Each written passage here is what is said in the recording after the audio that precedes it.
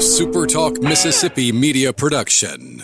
Hi, this is Dr. Andy Barlow with the Chiropractic Physician Center of Tupelo and author of the #1 best-selling book, The Code Breaker. Are you sick and tired of being sick and tired?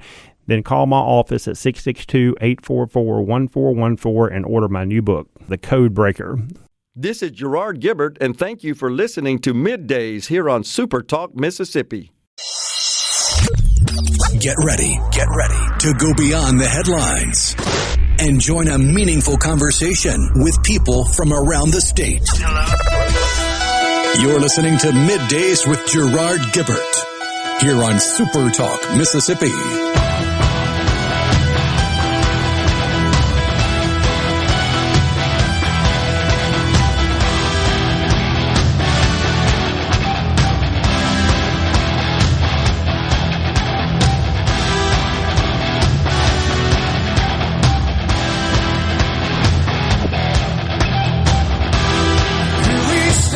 Good morning, everyone, and welcome to MidDays, SuperTalk Mississippi. I'm your host, Gerard Gibert, and I am on location today at the Mississippi Trade Mart. Rhino comfortably back in the SuperTalk studios. We'll be guiding you through the middle of your day with facts, fodder, and fine music on this Friday Eve. Heck dang, yeah, we have made it to Friday Eve. This place already jamming around here. We are here because it is Mississippi Economic Council's annual Capitol Day, and all the muckety-mucks are here, Rhino, running around in their dress regalia. And we're close to the breakfast bar. It looks pretty good. I might have to check it out. Lots of fresh fruit and bakery items, coffee, etc. Mississippi Trade Mart, I tell you, I know I say it every time I come here, but so glad we got this place in as a replacement to that old facility, which was on its last leg. It was on its last leg 25 years ago, honestly. So this is really a nice facility, nice venue. It's my understanding from Commissioner Andy Gibson that this place is rented out for like the next year. So I think when you have a good venue like this, you will definitely attract events. And that's exactly what we got going on here in the state of Mississippi with this Mississippi Trade Mart. We got a jam-packed lineup in store for you today. We'll kick things off with Mandy Gunasekra. She is a candidate you probably know by now for the Northern District Public Service Commissioner. She'll join MidDays at 10:20. She's standing about 30 feet in front of me here in the lobby area of the Mississippi Trade Mart. Of course, she's been a regular fill-in on both MidDays and the Gallo Show in the morning. Kathy Northington, the COO of the Mississippi Economic Council, at 10:50. Speaker Pro Tem Jason White will be on at 11:20. Representative Trey Lamar tentatively scheduled to join MidDays at 11:37. At 11:50, wrapping up hour 2 of the program, Scott Waller, President and CEO of the Mississippi Economic Council. Senator Josh Harkins kicks off hour 3 of the program at 12:05. At 12:20, Lieutenant Governor Delbert Hosemann will join me here in the Element Well Studios in the middle of the Mississippi Trade Mart lobby. And Ryan Miller, Executive Director of Accelerate Mississippi, will round out the day with Martin Williams, Chair of the Mississippi Economic Council. Markets are down this morning, and once again, that's because of a better than expected jobs report. Here we go again, Rhino. Good news is bad news for the markets. And I still maintain that the Fed's strategy of aggressive interest rate hikes is really not doing the trick. What I mean by that is we still have sticky inflation. We are not seeing a decrease in inflation whatsoever. We're not seeing employers shed jobs to any extent. And that's what they're trying to do. We've talked about that before, because that means people got less money to spend, and less money to spend means less inflation, lower inflation. So markets are not happy because we got actually a good jobs report. They're reacting negatively, feeling that just supports the Fed's aggressive rate hiking strategy. That's where we are. I still maintain that as long as the Fed is relied upon by the president, who said this several months ago, we're relying on the Fed to tackle this inflation problem, meaning we're not on board here in the government to really implement any sort of fiscal policy that would, in fact, promote supply, so-called supply-side economic policy. He's made that very clear. He's not on board with that, such as getting the dead gum boot off the oil and gas, the fossil fuels industry, the government boot, which is, of course, hampering new oil and gas exploration, production, etc. That would be the first thing that they should do, honestly, in my view. And they made it very clear, no, we're putting those fossil fuels companies out of business. So there's nothing in the Biden agenda, no legislation passed, and no policy enacted, no regulations that would, in fact, promote supply. In fact, it's just the opposite when you look at these gigantic spending bills, and you're spending money we don't have, so you're thus injecting more dollars into the economy. It is ridiculous, and they just don't seem to get it.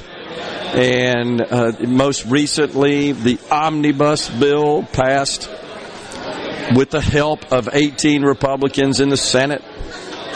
And, of course, that got signed off by and supported sufficiently in the House.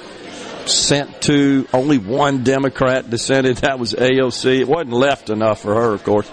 The president had it flown down while he was on vacation in the Virgin Islands and signed off on the 4,155-page omnibus bill. It's $1.7 trillion. The bottom line is you're injecting more money into the economy, and that just fuels inflation. And on the other side, on the monetary policy side of the equation, you got the Fed, who just keeps raising interest rates. And it's treading, come up with all the various metaphors you want. It's treading water. It's urinating in the proverbial wind. It's swimming upstream, right? It's just crazy. It's running into a brick wall, all the above. It's tug of war between bad fiscal policy and aggressive monetary policy. Just dumb. Totally dumb. So I don't know where that's going, except I expect a rocky road for most of 2023 until we start seeing those jobs numbers show unemployment increasing. You know, we did see that Amazon announced more job layoffs. We already talked about Goldman Sachs. Now the employees at the Wall Street banking firm have to pay for their coffee. Oh, the humanity. And Salesforce.com. Salesforce announced a significant reduction in force. A RIF is the acronym by which layoffs are known. It sounds so innocuous, doesn't it? It's just a RIF. No, people are losing their jobs. They're getting pink slipped is what it is.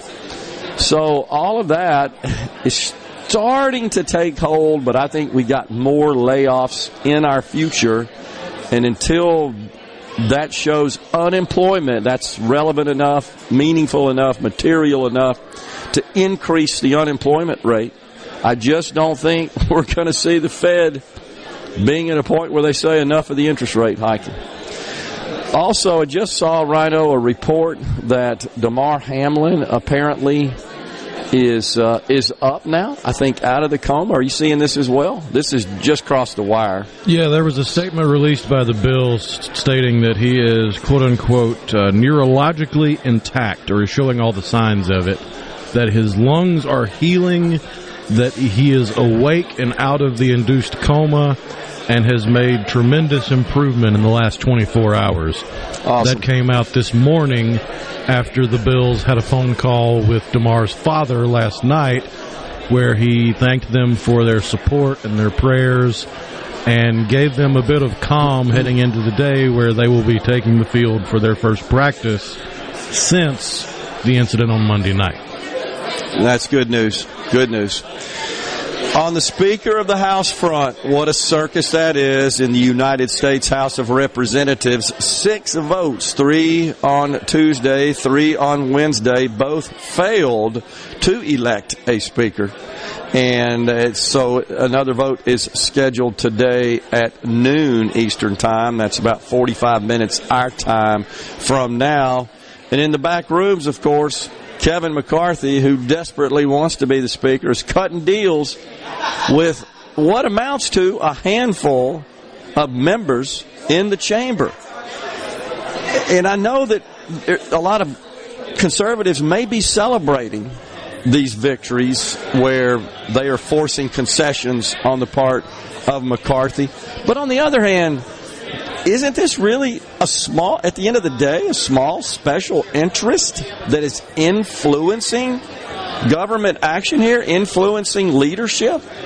And I'm not necessarily disagreeing with their demands, but that sure does seem like that about 10 people are basically running the House of Representatives from a rules and legislative agenda perspective.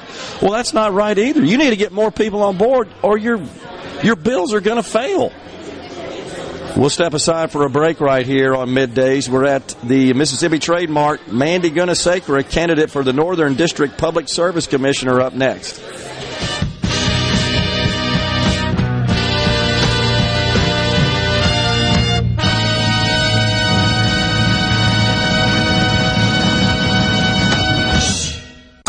Middays with Gerard Gibert. Let's do this. On SuperTalk, Mississippi. Let's go.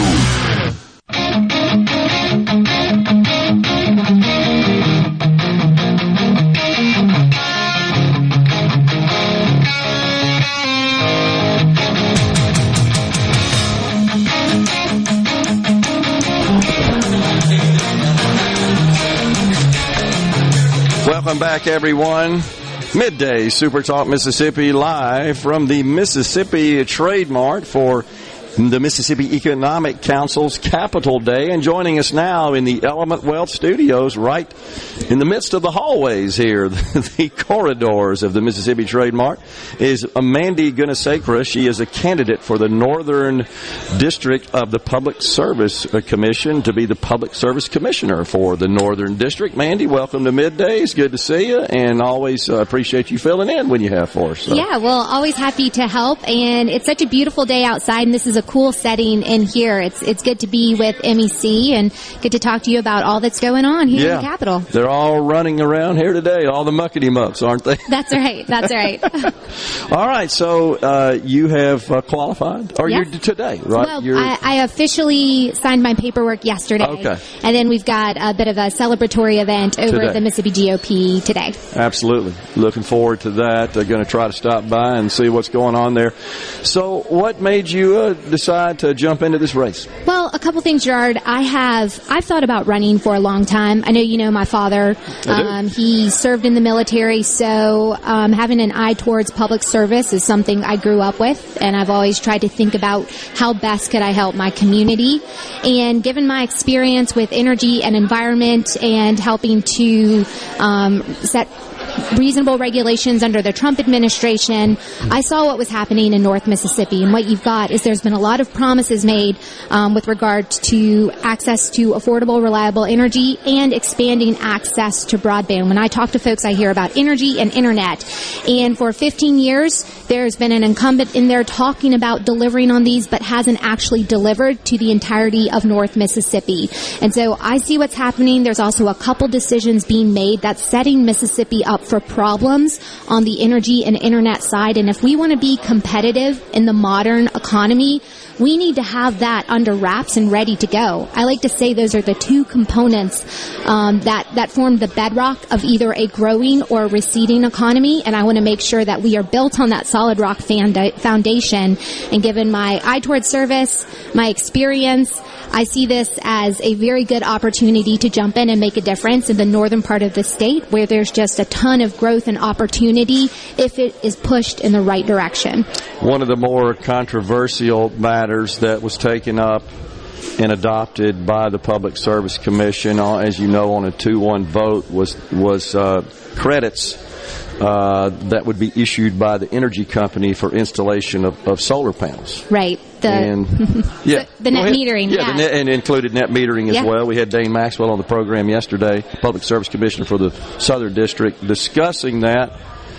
You have a feeling about that, a position on that? Yeah, I do. I think that's one of those bad decisions that's setting Mississippi up for problems. When you start to incentivize inferior technologies that create problems in the grid, that will lend itself to an unreliable grid and higher costs for we, the ratepayers. Yeah. And it's as simple as this, Gerard. It's, do you have solar panels on your house? If the answer is no, do you feel like it's fair to pay for your neighbor to have solar panels on their house when at the end of the day they are complicating a grid that isn't perfect, but it's doing pretty well. So those type of policies, they have no place in Mississippi. And I look forward. I've talked to Commissioner Maxwell about this as well, and he's been a very, very helpful person and a very good friend. And I think he's been representing the state well, especially in that position.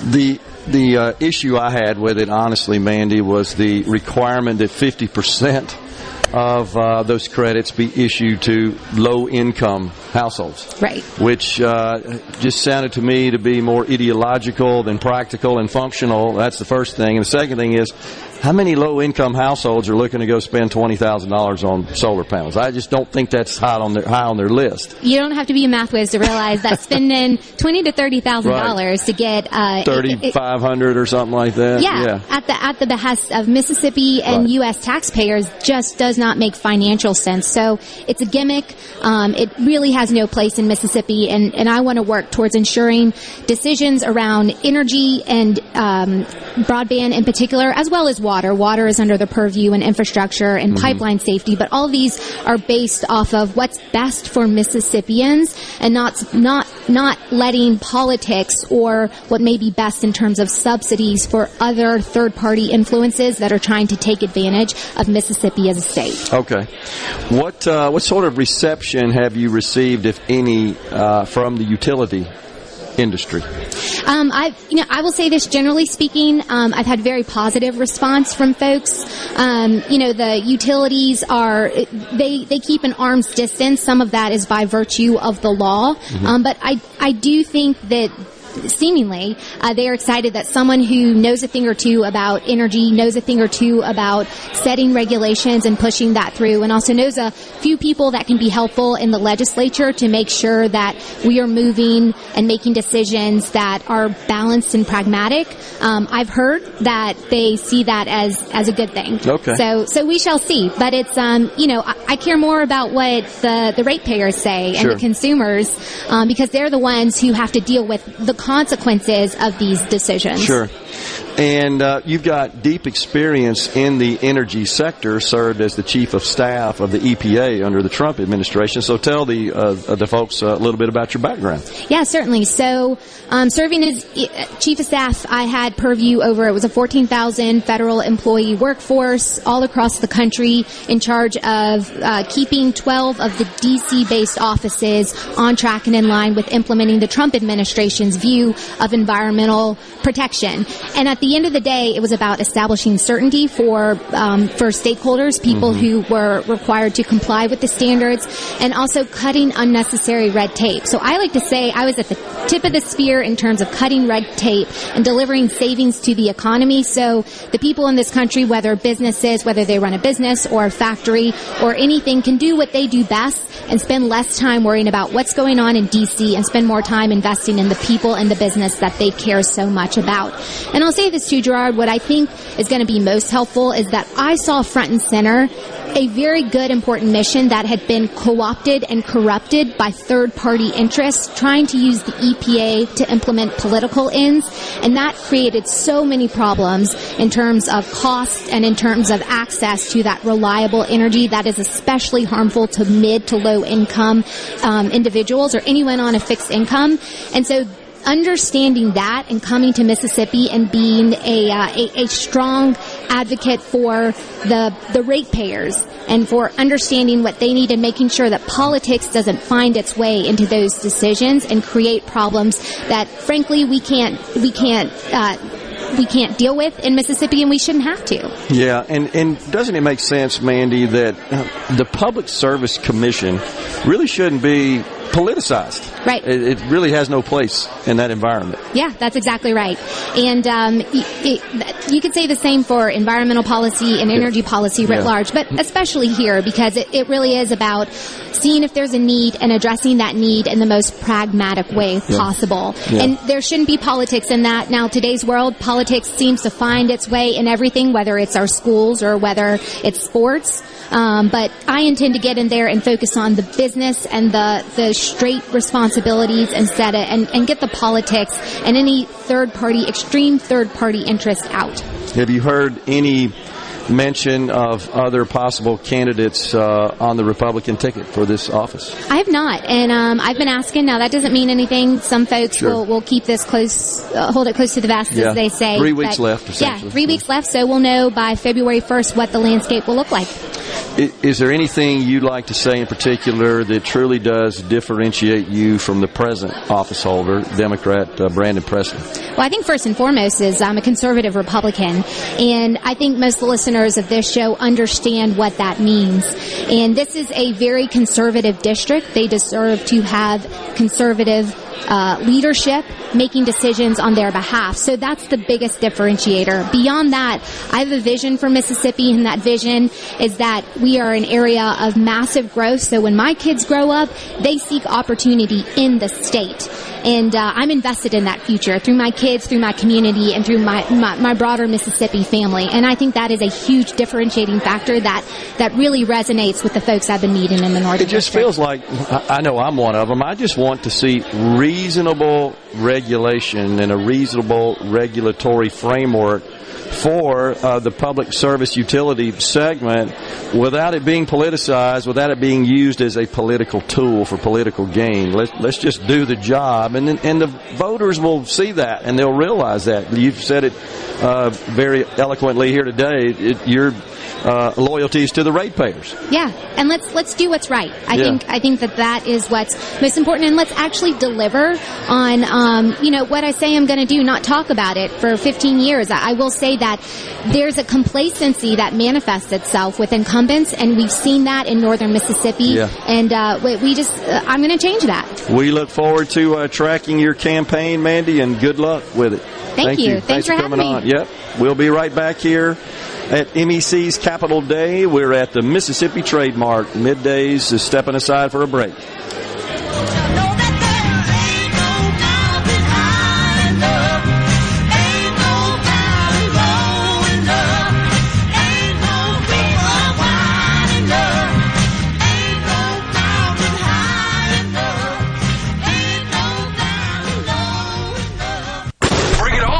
Middays with Gerard Gibert. It is on SuperTalk, Mississippi. From the Queen of England to the hounds all there. And if I got it coming back my way, I'm gonna serve it to you. Yeah. Welcome back, everyone. Middays at the Mississippi Trade Mart for Mississippi Economic Council's annual Capital Day. Taking a little break here in the main meeting room, and they came pouring out of the doors there, Rhino, right at the end of the segment. You could hear the noise level pick up, I'm sure, in the background. So, again, another vote is scheduled to occur on the House floor up there in Washington to see if they can get them a Speaker of the House. At this point, I don't know. So we figured out the last time there were multiple votes to elect a speaker. It was 1923, as I recall, Rhino, and that took 9. Isn't that right? Isn't that what we found out? Yeah, okay. So we're at 6. We had 3 on Tuesday, 3 yesterday, 1 scheduled at 11 o'clock in about 20 minutes our time today. And we'll see what happens. I just don't know if the votes are there at this point.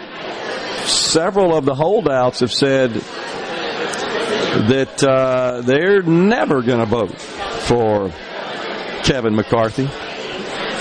And at least one representative, Dan Bishop, he's one of the holdouts from North Carolina, he went so far as to say he would resign from Congress. Resign from Congress if they are unsuccessful, he and his group, in their effort to bring institutional change, if you will, to the House.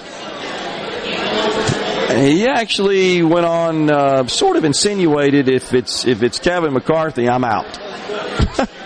I was shocked by that. Now, he's denying he went that far, saying, no, I didn't really say that. And I don't know that we can get to the bottom of that at this point, but at least that's the scuttlebutt, if you will. The other thing that I thought was rather amusing is that some of the members on the Democrat side, they entered the chamber yesterday or last night, at least, consuming alcoholic beverages and munching down on popcorn. They are just absolutely giddy, euphoric at the chaos and the conflict that is occurring on the Hill within the Republican Party. You seen any reports on that, Rhino? Have you seen that? Oh, yeah, they were bringing popcorn on the first day because they knew it was going to be a you-know-what show. So there, and apparently, I think it was Representative Kat Kamek from Florida who went at the podium, called them out for the disrespect of coming in to the chamber, consuming alcohol and eating popcorn. It is kind of sad to see the Democrat Party really taking advantage of this and celebrating. My main concern here, and you don't know because it's 2 years out, but my main concern is that all of this chaos and this conflict really does harm the party come 24 in the next round of elections for the House and numerous senators and, of course, the president. This is a big-time election year, 2024, that they are able to leverage this chaos and this dissension, if you will, within the party to their political gain and political benefit. Jerry in Waynesboro on the C Spire text line says, not if you count their constituents behind them could be more than you think. And that's just in response to my statement that you got really what amounts to a handful of members of the body, 435 in the body, and 15 to 20, depending on the day and the vote, right, of the 6 that have been taken, oppose Kevin McCarthy as the speaker. And they are insisting that their demands be met in order to earn their support. And I simply stated that that essentially is a small special interest group that is influencing rules and legislation, committee assignments and chairs and so forth. That is really not consistent with, I think, the way most conservatives think that a small group should not have so much outsized power.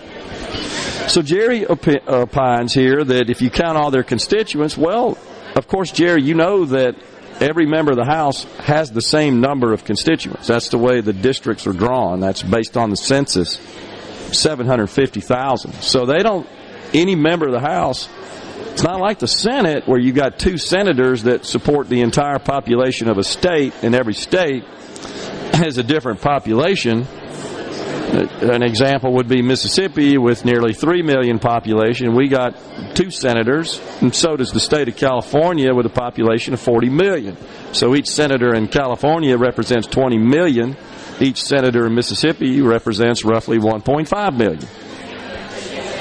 However, when it comes to members of the House, each member of the House, of course, represents the same number of constituents. The difference is there are, 53 in California as a result of that system. That's all by design. When the founders framed the Constitution and the system of government, The House originally, of course, was to be the people's house, those who represented the people. And the Senate was designed to be what was called the cooling saucer, that all the legislation basically would originate in the House, and it would reflect the broad views in the writ large population.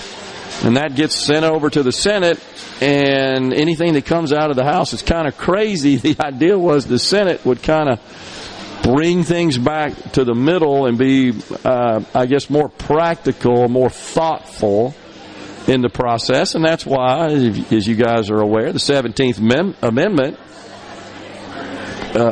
called for the members of the Senate to be elected from the state bodies, the legislatures. That transitioning over to being elected by the people wasn't the original design. That's also why the terms were longer, the terms were shorter in the House, because, look, if you got somebody that's not really representing you properly, you can get rid of them in a hurry. In the Senate, because it was meant to be, again, more stable, more thoughtful. Now, it certainly doesn't appear to be that way anymore. I agree with that. Acknowledge that, I should say. And Jerry says it's a movement. I'm not sure it is, Jerry. If it's a movement, then why are there not sufficient number of members to support someone other than Kevin McCarthy? Because at this point, it ain't even close, right? I mean, I think that's the point you've been making. Therein lies the rub. Libertarians, and especially Tea Partiers, always seem to have this problem of overestimating their actual support. If they actually had the support that they claim to have so loudly and proudly, then they wouldn't have to run under the Republican umbrella. They wouldn't have to rely on the RNC for funding for their campaign. They would be able to do it on their own as a legitimate third party. But the fact that you have these handful of people that didn't have the wherewithal or the know-how to whip up or even ask for other suggestions or other people that could possibly get 218 votes. It's just my way or the highway. I think that's the problem. That's the tail wagging the dog. Does it not appear, though, based on the votes, that there's not a member in the House that can get 218 votes on this basis, on what we've seen over the last 2 days? So the last vote, 212 for McCarthy, 210 for Democrat Hakeem Jeffries, 20 voted for, quote, other members of the House, and I think still one person voted for Lee Zeldin, who is not seated in the House, and then one voted present. One member in the last vote last night voted present. So there's nobody has got the requisite 218 to become the Speaker at this point. This just doesn't seem to be a path to that. So I'm not really sure what happens. I am concerned that Kevin McCarthy continues to make concessions. I just wonder, is he selling out to this small number just to get this post, which, no question, he desperately wants? And so I get worried that now he's becoming a sellout. Now, you may say, well, he's selling out for the right things, but what if those right things and those views and those demands are only important to a handful of people? So he's now agreed that one member can motion for to vacate the Speaker chair. One member can stand in the chamber on any given day and said, I make a motion to vacate the Speaker chair. And then they'll have a vote. They would literally stop all the business on the floor of the House at any point in time with just one member saying they want to take a vote to vacate or a vote of confidence in the present Speaker. We're coming right back here. Middays is at the Mississippi Economic Council's Capitol Day. Stay with us. Are we going to do this? Middays with Gerard Gibert. Keep rolling. 3, 2, 1. On SuperTalk, Mississippi.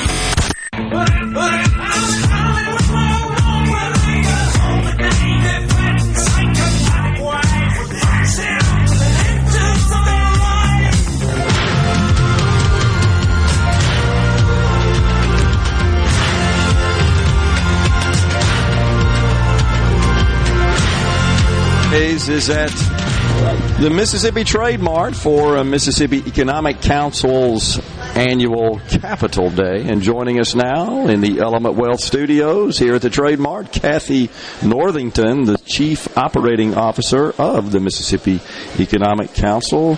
Kathy, good to have you. What a great day it is. Fantastic attendance. Oh, my goodness. I looked at the audience and I was like, we have a full crowd. People are ready to be back. That's great.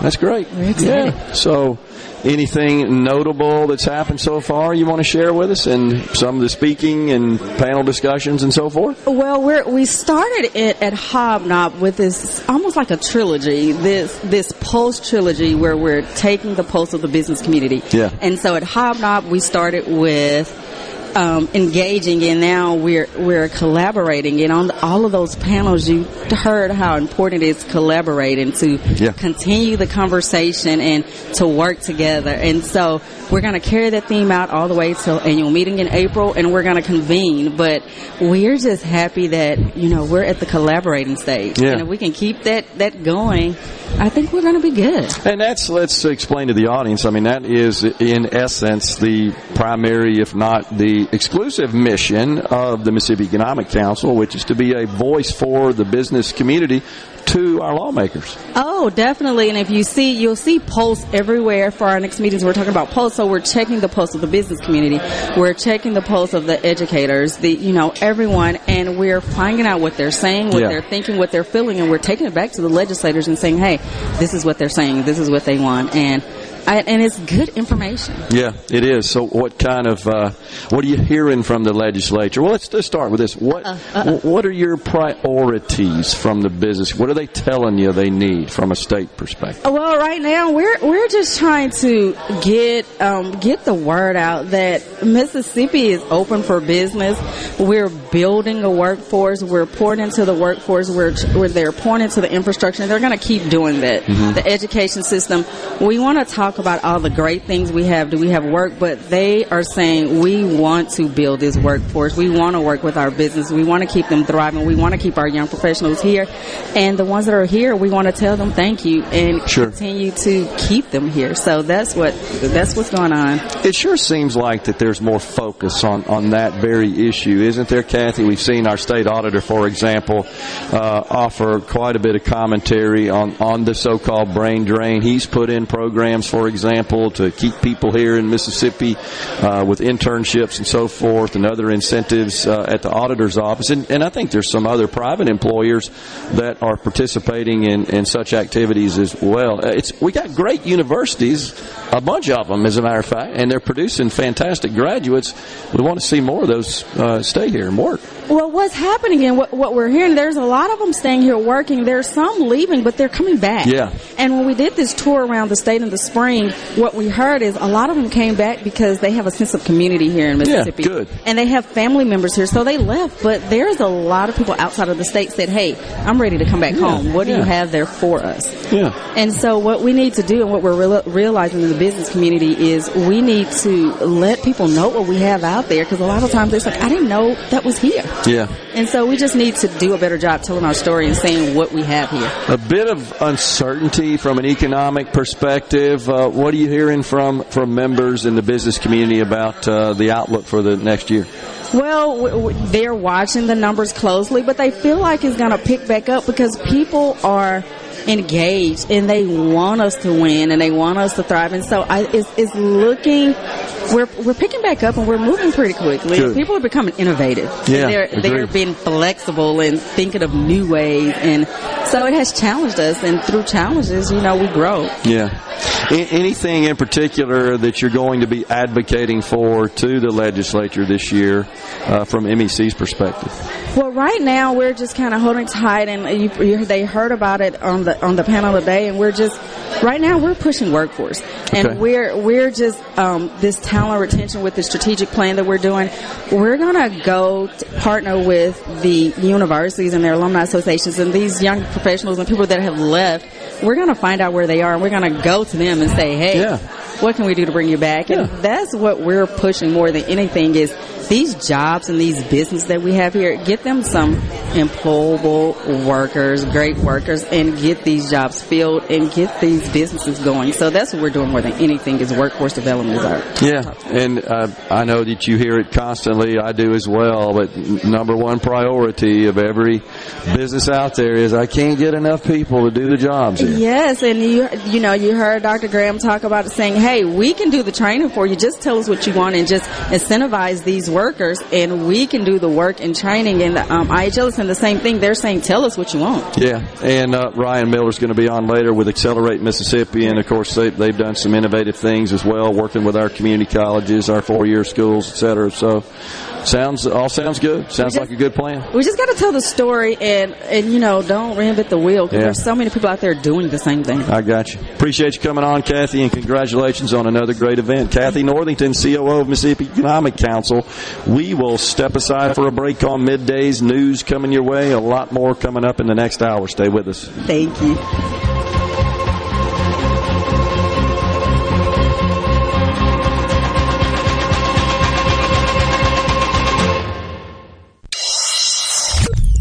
Get ready to go beyond the headlines and join a meaningful conversation with people from around the state. Hello? You're listening to Middays with Gerard Gibert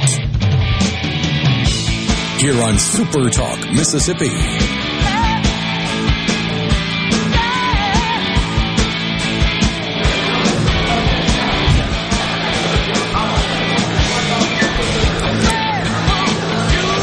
Welcome back, everyone, to Middays, Hour 2 of the program, live from the Mississippi Trade Mart.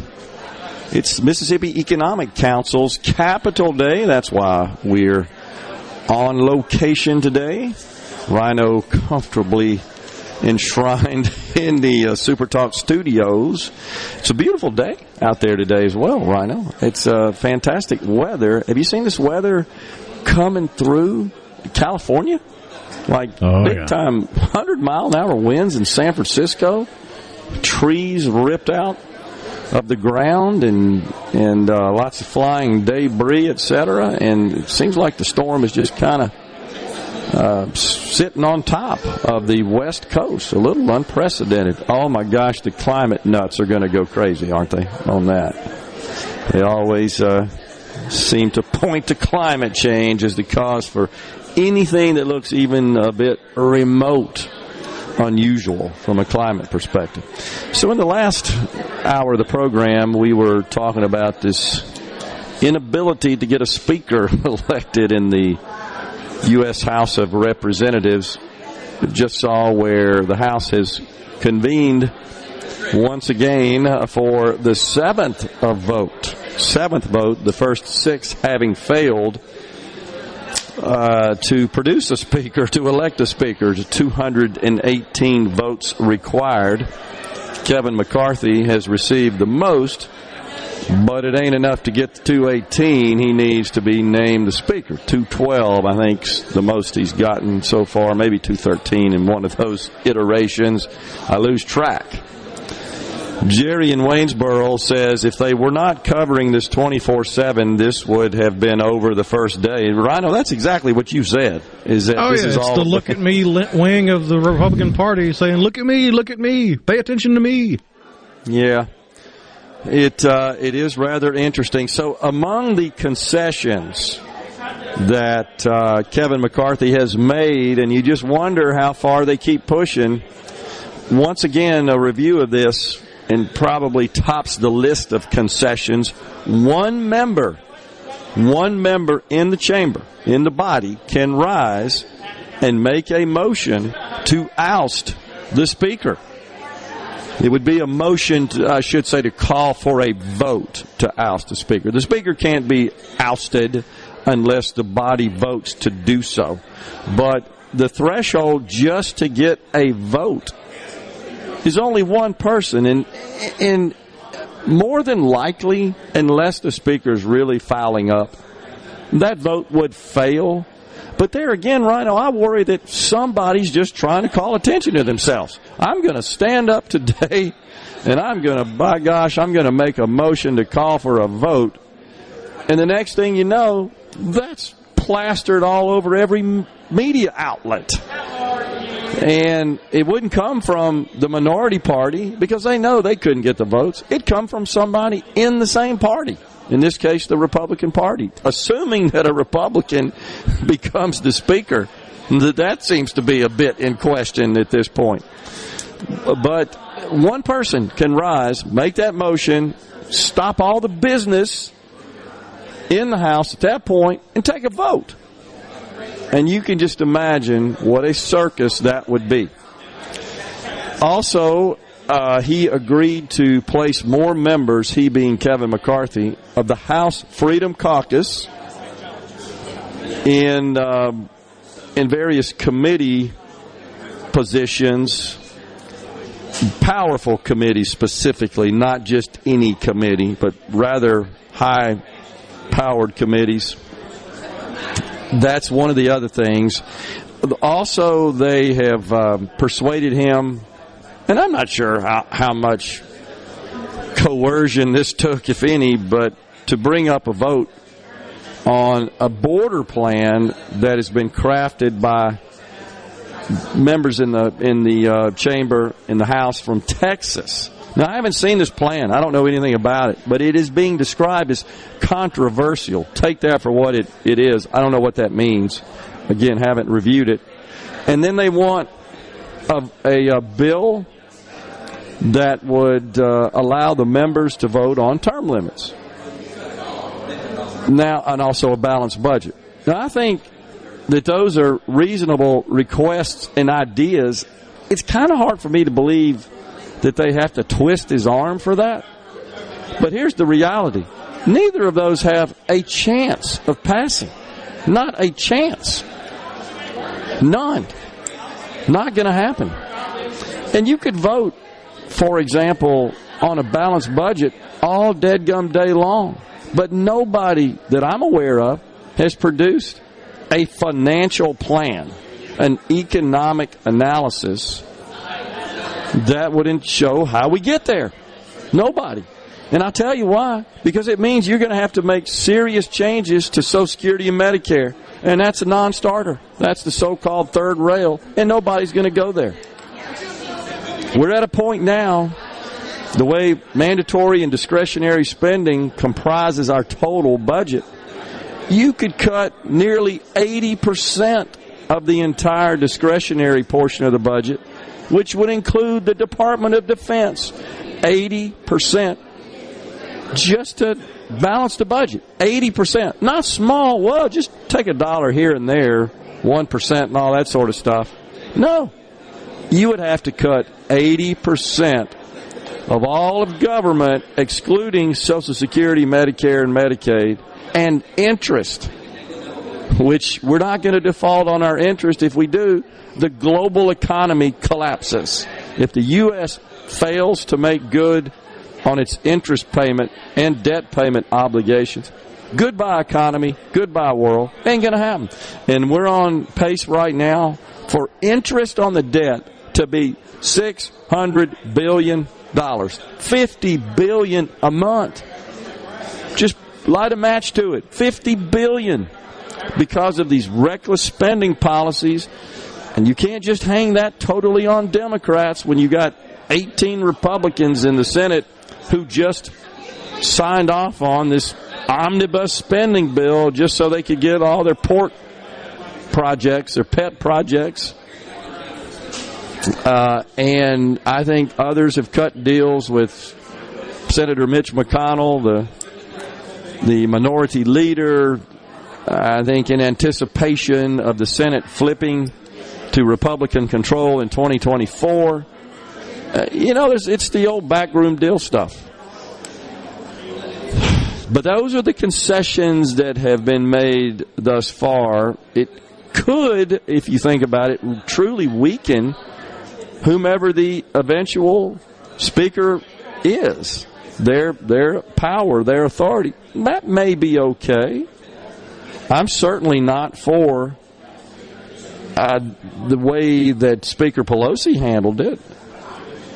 On the ceasefire text line, didn't Senator Wicker vote for that? He did. Senator Wicker is one of the 18 who supported the Omnibus bill, also supported the Infrastructure Act, the CHIPS bill. 3 of those did not support the Inflation Reduction Act. We should note no Republicans did. That was passed totally on partisan lines. Thomas in Greenwood says, so keep kicking the can? No, not at all, Thomas. And I've been very clear on this program that unless we have serious discussions and put action in place to reform mandatory spending, which includes Social Security, Medicare, and Medicaid, there is no chance on God's green earth to balance the budget, meaning produce no deficits, meaning add nothing to the debt. But as soon as you start talking about it, even if you're in front of a strongly conservative audience, you are absolutely lambasted from a political perspective. Just bringing it up, as I have here today, it goes nowhere. And oh my gosh, and then the Democrats run around, as they did very effectively in the midterms. Those Republicans are taking away your Social Security and your Medicare. No.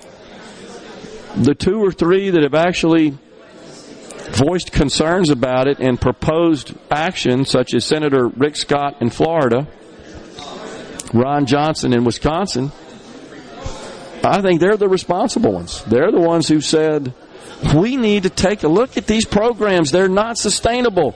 In fact, by having a serious, meaningful discussion for reform, you're actually seeking to protect their future, not eliminate it, as Joe Biden tells the rank and file, and they believe it, and they go vote Democrat. That's why we run trillion-dollar deficits, why we have $31 trillion in debt.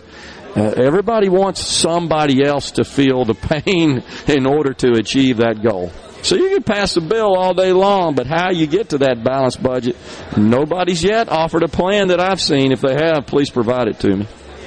Unbelievable. We're coming right back. We're in the Element Well Studios down at the Mississippi Trade Mart.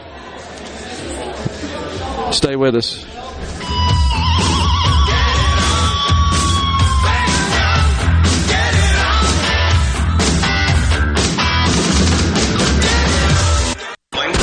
Middays with Gerard Gibert. What? This is so awesome.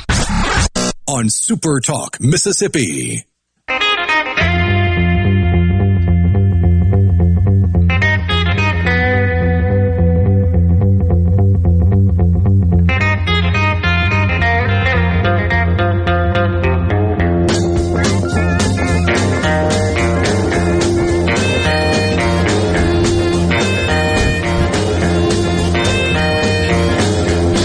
Thank you so much for tuning in today to Middays. We're at the Mississippi Trade Mart once again for Mississippi Economic Council's annual Capital Day. This is when the State Chamber of Commerce gets together with members of the legislature and statewide leaders and discusses their agenda and their needs for the business community. We've got Scott Waller, President and CEO of the Mississippi Economic Council, joining us in the 1150 segment. We're doing a little switcheroo on the schedule here. Going to get Speaker Pro Tem Jason White and Trey Lamar, Representative Trey Lamar, on the program in the next hour. In the next segment, Ryan Miller, Executive Director of Accelerate Mississippi, joins us. So we're swapping the times up a little bit, and that works just fine. I think they had some unexpected speaking engagements at the Capitol, did the representatives. So we're good to go. On the C Spire text line, while we're talking about billions, let's talk about the millions Mississippi is leaving on the table by not having mobile sports betting. Louisiana, Arkansas, Tennessee all have the option to wager online. 25% decrease in money wagered in Mississippi since those states passed mobile wagering. For example, Colorado residents in November wagered $453,000 at casinos, but over 37 million through online wagers. With only 3 million residents, Mississippi should be tapping into all their available resources. That from Blake in the Delta. Interesting you bring that point up. From a timing perspective, Blake had a discussion with a state senator about this very issue last night, working through this matter and asking me some questions about some of the technical and the technology aspects of providing online and mobile sports betting services by the casinos. You know, I did ask specifically, Blake, to your question, I did ask this particular senator if they'd done any research on the amount of money being wagered, expected to be wagered through mobile sports betting, and the amount of money that would be produced for the state. And also any leakage to other states, folks in Mississippi crossing over, for example, into Louisiana and Arkansas. And what I can report, and I have not seen the data on this in writing, if you will, but what this particular senator said, who has done this research, is that the amount of money we're talking about here that would flow to the state is minimal, and the amount of leakage as measured to neighboring states is also minimal. That this is really more of a convenience to constituents who have asked for it. So I really haven't researched it personally. So I read your text. It has one opinion on this. And then I also talked to a state senator who is actually for this, by the way, who's pushing this, and did that research and has collected that data and has it in hand. And I'll see if we can get more about that. But right now they're just working through the process. And I think it's best if it kind of remains at that level at this point. So, if you look at the amount of money produced by casino gaming to the state, that's actually fairly minimal as part of the percentage of the overall budget. It's $90 million or so a year. It's not significant. I mean, that's not nothing. I'm not suggesting that. But it's, I think the economic impact of the casino businesses themselves is far greater than the taxes that flow to the state, the gaming taxes. Of course, the local communities and jurisdictions do receive a chunk of that as well. I think the total amount produced last year was about $250 million last time I looked at it in gaming taxes. And that gets a portion between the state, I don't remember the exact ratio, and the localities, the local jurisdictions where the casinos are located. So I do think that's been very much welcome dollars at the local level, more so than to the state level. Paula Meridian says, I've read that Mississippi's medical marijuana program is falling way short on patients that have signed up. I haven't seen any reports on that, Paul, so I'm not doubting you there.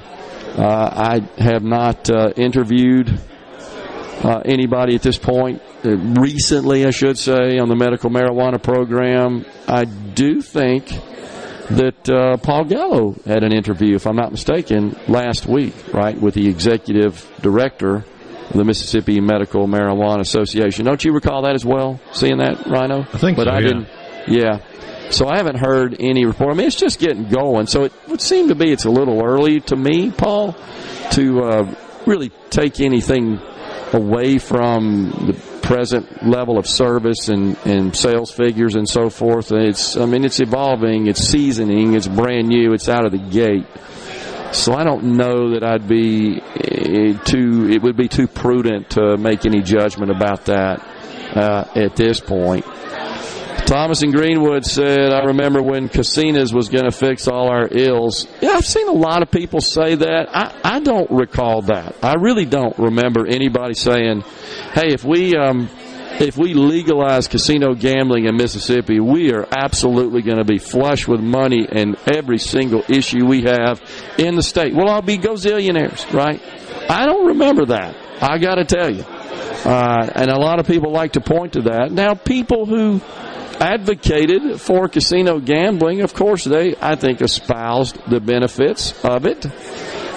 Did they embellish that a bit? Well, of course, politicians do that all the time. But a lot of people like to point to it and say that, and Thomas says it was sold as that in the 90s. I was here in the 90s, Thomas. I don't remember it being sold to that degree that somebody stood up and said, this will, as you said, fix all our ills.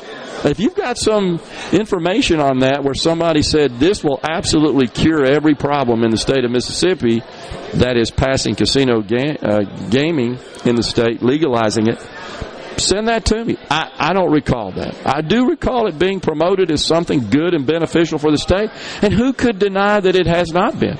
I mean, you could certainly take the casinos out of the equation in Mississippi. Let's just assume for today we didn't have casino gaming. I think it's pretty clear the Mississippi Gulf Coast would be a shell of itself, honestly, from an economic perspective. And it is true that the coastal schools all rate very high across the board in the state. It will fix education funding, Joe in Oxford said, is what they said. That is not what they said, Joe. What they said was it would provide additional funding for education. I don't think anybody said this would absolutely fix it, because that would mean you'd have to generate about 10 times more in taxes, casino gaming taxes, than we presently assign and allocate to education from the general fund. It's $80 million to apply to a total education funding budget of about $2.6 billion. It's just never going to fix education funding. Does it add to the pot? Absolutely. And if somebody actually said this will totally fix whatever that means, education funding, I'd like to know that. And we can go down this rabbit hole all day long. This is so old news. Honestly, we probably shouldn't even spend any time on it. Ben from Madison said, I think Ken Newberger, who's the executive director, I'm not sure exactly his title, might be the president of the Mississippi Medical Marijuana Association, said they want 100 to 150,000 patients certified to keep the industry afloat. So far, only 1,300 or so. Okay, I got you, Ben. Thank you for reporting on that, for informing us of that. Have been certified. Ultimately, it will drive cost up, and businesses will close if the industry doesn't have enough patients to support the program. I totally agree, and I'm not honestly sure how all those projections were made. I don't know how the industry, not just the association, but the industry players, I'm not sure what their methodology and their source was for projecting, right, the number of patients who would show up. But this is a private industry, and a lot of these folks made significant investments in the various aspects of the industry. The growing, the testing, the processing, the retail, the distribution, etc. So look, that's the free market at work as far as I'm concerned. Now, if there's some sort of regulatory framework that's really hampering patients from signing up and being customers, yeah, that bears further discussion, and the legislature should certainly take that up, because it's a legal industry, and they need to ensure the regulatory framework does not impede their ability to succeed like any industry. It's time for a break here on Middays. We're at the Mississippi Economic Council's Capital Day. I think we've got Ryan Miller, Executive Director of Accelerate Mississippi, in the Element Well Studios next.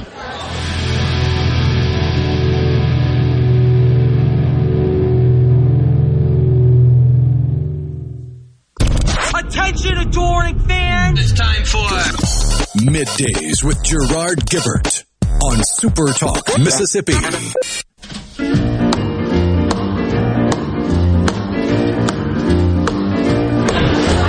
bless my soul, what's wrong with me? I met you like a man on a fuzzy tree. My friends say I'm acting wild as a bug. I'm in love. I'm all shook up. The Kang bumping us into this segment here on Middays. We are at the Mississippi Trade Mart for the Mississippi Economic Council's annual Capital Day. Joining us now in the Element Well Studios here in the corridors just outside the doors of the main meeting room here at the Trade Mart is Ryan Miller, Executive Director of Accelerate Mississippi. Ryan, always good to see you. Thanks for coming on Middays. Gerard, thank you for having me. Good morning. It's exciting to be here. Well, I tell you, great attendance. We just had Kathy Northington on in the last hour, the COO of the MEC. It's so good when you get business leaders, folks from the education community, of course, our legislators and state leaders, and they all come together. This is the way to get things done. I think we get more done when we get these folks together than when it's just a small group of legislators. No disrespect to them, but when they can interact and hear feedback and needs and so forth from the business community and as they do here at MEC, hopefully that is a valuable input into the lawmaking process. You're absolutely right, and I think if you've heard any thread or a common theme this morning, it's been consistency in our conversation, and the more that we do this, and I'm grateful to MEC, to Scott and to Kathy and their whole team to continually understand that bringing us all together, policy leaders, educators, business leaders, having this conversation on a routine, habitual level is really, really important. And this is a great example of having tough conversations at times and also being able to brainstorm solutions to some of the problems we're facing as a state. No doubt about it. So Kathy said that, of course, it seems like every time you and I are together, we already know this, that the main concern and the biggest challenge employers have is getting an employable, qualified, and reliable workforce. Right. It is a problem, and it's certainly something that at Accelerate we're facing every single day, trying to develop strategies that we know will work in our local communities and all across the state of Mississippi. One of the things I talked about this morning was the development of and kind of further solidification of our ecosystem structure, being able to have teammates from our office who live in the different parts of the state of Mississippi to make sure that we have direct access to the community-specific needs of our communities, and making sure that as a representative of the state, I can serve with whatever resources we've been blessed with by our leadership, make sure that we are meeting those needs each and every day through our ecosystem structure, and we're excited to see that solidification continue to take place. The challenge in the past, Ryan, it seems, is that you had employers who had specific needs from a skills perspective and a qualifications perspective.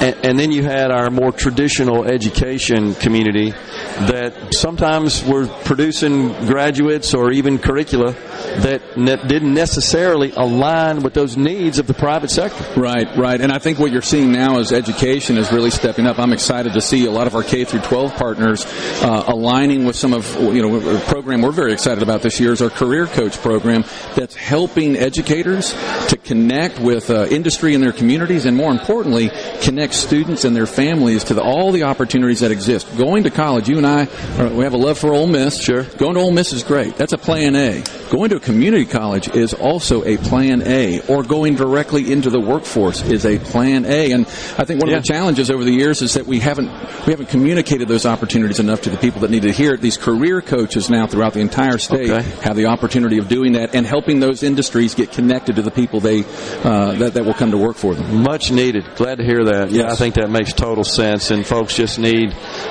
some guidance. They do. It's a big, complex, somewhat convoluted world, and where you land and what best fits you is not just something that is in the recipe book, if you will. It's not, and I think parents need to understand this too. One of the things I've been most excited, there are roughly 140 plus career coaches now deployed throughout the state. I think we through a grant through ARPA last year. I'm grateful to the governor, lieutenant governor, Speaker of the House, Representative Donnie Bell, Senator David Parker. They helped us procure funding to deploy these 125 career coaches. But we're seeing results coming back of those coaches having interactions with parents and their children. Okay. And I'll share a quick aside, Gerard. This is something I think I've mentioned before, but it's important. My own child, I overheard her having a conversation with friends just a few months ago. She's 12. Yeah. They said, Shirley Kate, are you going to go to college? Where are you going to go to college? She said, well, and of course my heart sang, I'm probably going to go to Ole Miss. But then she said, unsolicited by me, although I might get a technical degree and go to work. Okay. Now, this is a 12-year-old, very smart young lady that's starting to see all the options just because she's heard Dad talk about them. Imagine if we had shepherds like these career coaches who are constantly communicating with their students where they could go and what they could do. Imagine the possibilities. Yeah, and that could be literally life-changing at that point. Absolutely it should be.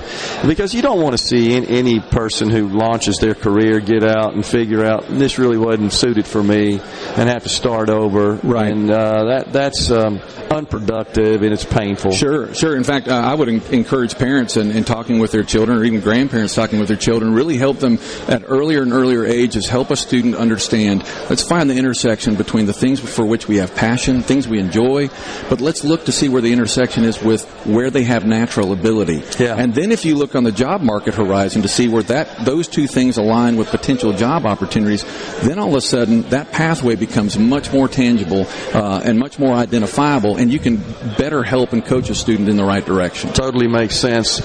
So I gotta, as I usually do when you and I talk, is discuss and point out what appears to me to be just a wonderful environment at the community. Yes. It just looked to me when I did the show up there and got a tour that it just should be the model that we implement throughout the state. Sure. I think Community and East Mississippi Community College, that's a great example of a community college, economic development, community leaders. They recognize that if they can coalesce their resources, focus their energy together in a single place with industry around, you're going to see a lot of collaboration that's going to both provide for the immediate needs of industry in that area, but what you also see, and where I get excited, is you see a pipeline develop, pathway develop, where more and more students are getting shepherded into the community, whether it's adult learners coming back for new skills, whether it's young people tackling, perhaps some educational paths that have just been made available to them. But what you see is an ecosystem, in my opinion, that's functioning and really coming together and coalescing with a single vision. The thing, of course, that impressed me the most is something we touched on at the top of the segment, which is you see the private sector and the education community working together, integrating, and understanding each other, and then building these systems and these curricula that make sense. Well, and I think you're right. And one of the other success stories that I shared this morning, just maybe 48 hours ago, you saw news coming from Pearl River Community College. We partnered with Pearl River with a workforce enhancement training fund in the last year, where they now have a funding to help facilitate advanced manufacturing training that they weren't able to do before. And so companies like Kohler in the Hattiesburg area now have access to state-of-the-art training for their incumbent workers, along with new employees. I think just in the short time frame that's been operational, they've had almost 300 people go through that, and they're also seeing that as a result of that training, they now have higher wages, higher earning potential. That's an example of a community college like the Communiversity, Pearl River Community College, working with Accelerate, working with ADP, their local economic developers, or community leaders, again, to work together. That's what MEC is. This Capital Day is about. People coming together, sharing ideas, and coming up with a single plan together. And those are the outcomes that we want, absolutely, obviously, when we see that sort of success. Yes. All right, so from a legislative perspective, Ryan, anything that you're advocating for? We are. You heard me talking about our Career Coach program. Again, I'm grateful to Governor Reeves and Lieutenant Governor Hoseman for helping us procure funding through ARPA, and again, Donnie Bell and David Parker. That was one-time money that we're able to hire and locate 125-plus career coaches.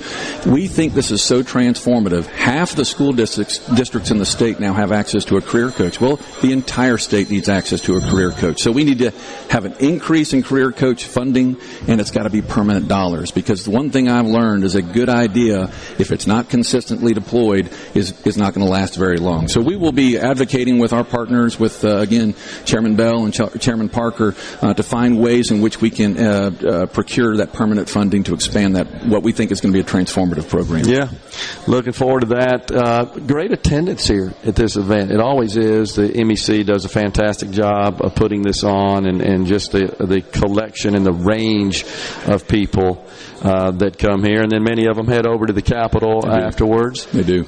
It's good to see that we have an active economic council, an active chamber of commerce at the state level, if you will. It's pretty important. I think MEC does an incredible job, and I think that their accolades, their national accolades they've just received is a testament to their hard work and their dedication to their home state. So we're just excited to be a partner with them, to be exposed to this, and to be a part of the conversation. It's a joy and a privilege. Yeah, totally agree. So appreciate you coming on, Ryan. Always good to talk to you, and impressed with all the great work you guys do. Keep it up. Thank you very much. Thank you, Ryan Miller, the Executive Director of Accelerate Mississippi. We're stepping aside for a break here on Middays. When we come back, it's Scott Waller, President and CEO of the Mississippi Economic Council.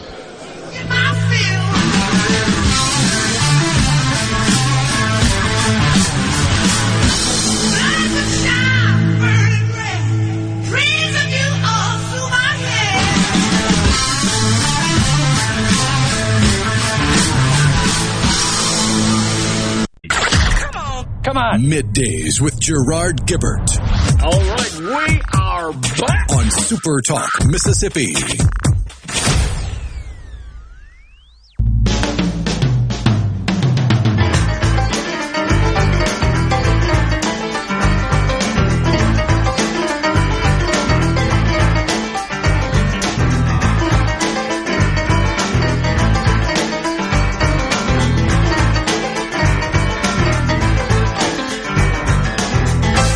Back to Midday Super Talk Mississippi, live from the Mississippi Trademark for the Mississippi Economic Council's Capitol Day.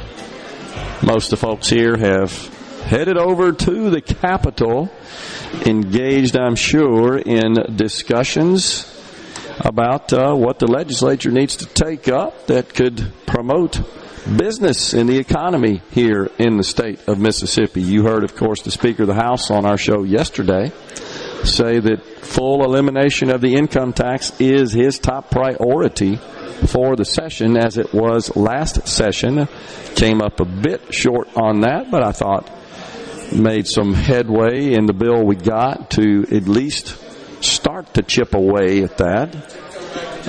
Income tax, when it's all said and done, we'll end up with a flat rate of 4% on all income above $10,000. Taxable income, I should say, not gross income, taxable income. That's after you apply your deductions and so forth. So, but the event here was fantastic, guys. A lot of folks here that truly do care about the state. I think the Mississippi Economic Council does a fantastic job putting this event on. It is a lot of work behind the scenes to make it happen. They do a great job in that. And the main thing is they make all of our state leaders accessible in one place. And I think that's important when you get them certainly outside of the Capitol, where they're busy taking care of business, and you get them away from that. And it's more of a social type atmosphere where you can interact with the members and the state leaders. I think that's important, and that's an important and valuable role that the Mississippi Economic Council plays. And so we're grateful for that. Thomas in Greenwood says that the legislature, so fix, right? The folks were saying that we passed this casino gambling, enabled, authorized casino gambling in the state, that there were many pledges of fixing everything. Some people said that. Thomas, what did you say here? Fixing roads and bridges. Somebody said, no, we were supposed to have the best roads and bridges ever. Yeah, here we go. Jeff in Grenada. I remember where Casino Passage guaranteed Mississippi to have best schools and roads. Okay. Well, I don't know what best is exactly. I can simply say this, that's a very subjective evaluation, measurement, best. I don't know how you go about measuring that. And I will simply say this. If those who promoted and advocated for authorizing, legalizing casino gaming in the state, if members of the legislature and statewide leaders actually did make those sorts of commitments, well, they got out over their skis. It wouldn't be prudent for anyone to say, yeah, if we just pass this casino gaming, we will have the best roads and schools. We will absolutely fix everything. And anybody who believed that, honestly, should really rethink what the level of that commitment was. So if they overpromised and underdelivered, that's fairly common in politics. But it doesn't make it right. I'm not condoning it. We shouldn't keep doing it just because, well, that's what everybody always does. It's kind of like that crazy guy, Santos, up in New York, that got elected based on a complete fabrication of his entire life. He serves in the U.S. House of Representatives, and he's being called out for his rather prolific lying and just making up his entire life's history, his work history, his education history, etc. And he was a bit defiant and flippant about it when he was interviewed and said, well, you know, all politicians do that. Well, that doesn't make it right. That's no justification for engaging in that sort of fraudulent activity just because everybody else does it. That's what 10-year-olds do. So if those commitments were made with respect to casino gaming, that this will fix everything, we'll have the best roads and bridges, this will fund in schools, this will fund education, well, that was short-sighted and it was just flat out wrong and making a promise that could never be kept. Because enacting a law that legalized casino gaming was never going to achieve that. Gary in Meridian said casino advocates push jobs. Well, Gary, I think that did occur. You seen the number of people that work in the casinos? It's a bunch. I still would submit that it was the right thing to do. It was I think a good law and good policy for the state. Do you guys oppose casino gaming? I think it's been great for our economy, and I think the coast would look totally different if we didn't have casino gaming. It's been a boon for that area of the state, and we've all benefited from the taxes and the economic impact that's had. I think that's good. We're coming right back after the news comes your way. We've got Senator Josh Harkins here at the Mississippi Trade Mart. Stay with us. And now, another hour of the talk that keeps Mississippi talking. Middays with Gerard Gibert. Begin your transition now. Now on SuperTalk Mississippi.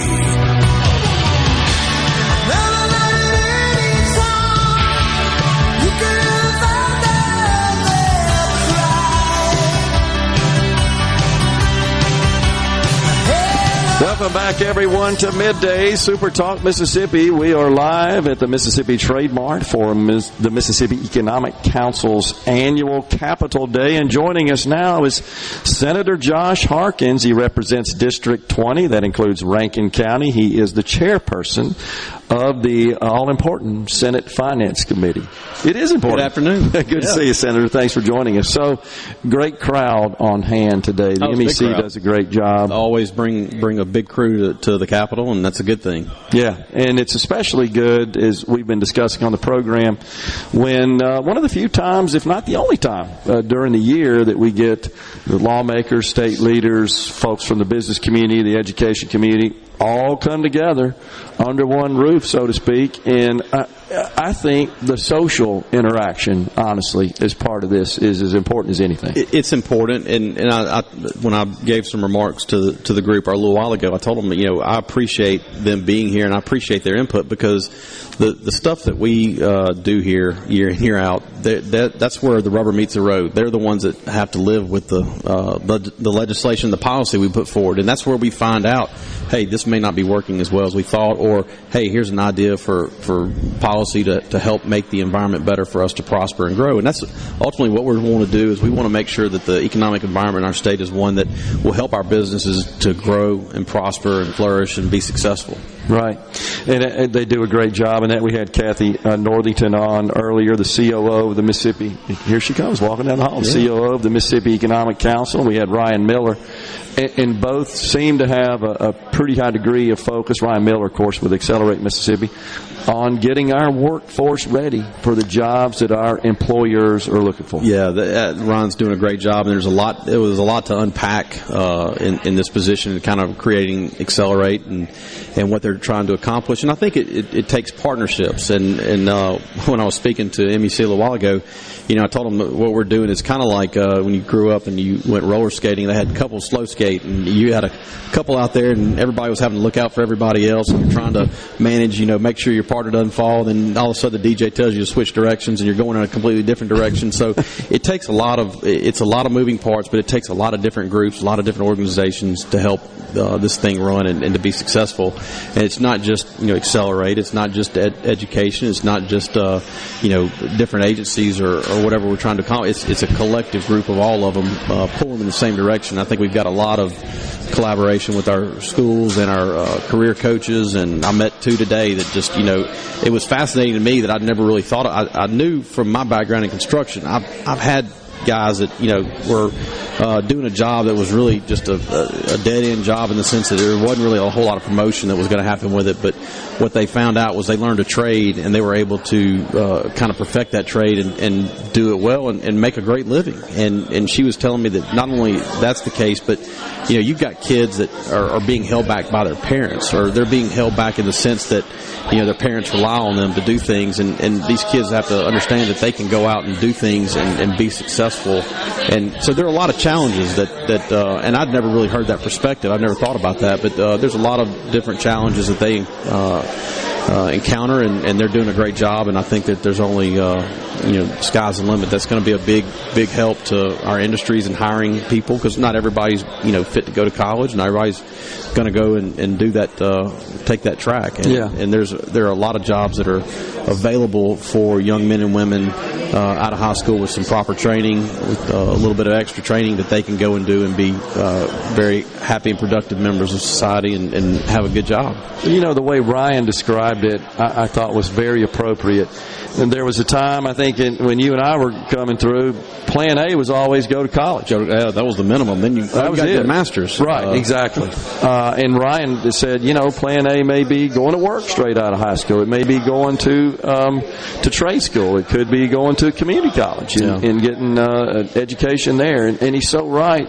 And I think we're seeing a lot of employers these days, Senator, that aren't as concerned about that degree, the linear degree that you achieve. They're not totally discounting it, but they got to fill their needs today. Yeah. They need people who can do the work today. It's kind of like sports. Are you coachable? Will you show up? Yeah. Will you be dependable? Are you soft skills? Yeah, soft skills. Mm-hmm. It's kind of the basics. Just if you can check a few of the boxes, they can mold you in and fit you into a career that will offer success and opportunity. And so I think that's the job that Ryan is trying to tackle. And I think there are a lot of partners, like I said, not only our K through 12, but our community colleges, our universities, they all play a role in it. No doubt.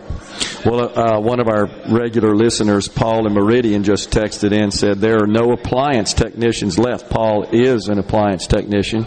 And I know that based on the reports he provides on the text line here, he stays busy. As you can imagine. I know you're in that business as well. Absolutely. And deal with that. And I know we've had some needs at my house as well. Yeah, we need more. Let your dishwasher washing machine go out and find out how bad it is. It's jobs like that.